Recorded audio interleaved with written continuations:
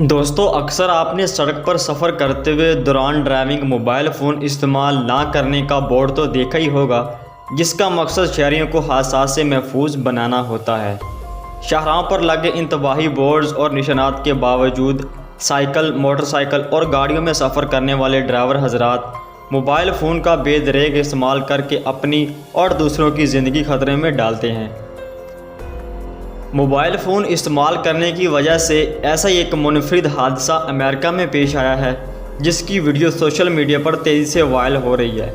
Social media پر video میں دیکھا جا سکتا ہے کہ ایک سائیکل سوار موبائل استعمال کرتے ہوئے سائیکل چلا رہا ہے اور اس بات سے بالکل بے خبر ہے کہ آگے گاڑی کھڑی ہے۔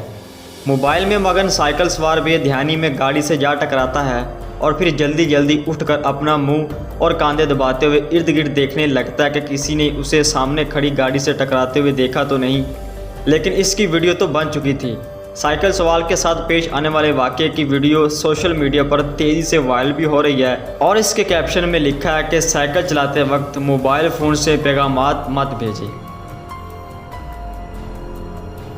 کیونکہ اس سے بے دھیانی بڑھے گی، جس سے آپ کا اور دوسرے کا نقصان بھی ہوگا۔ لہٰذا آپ جب بھی سفر کر رہے ہوں تو موبائل فون کا استعمال کم کر دیجیے گا۔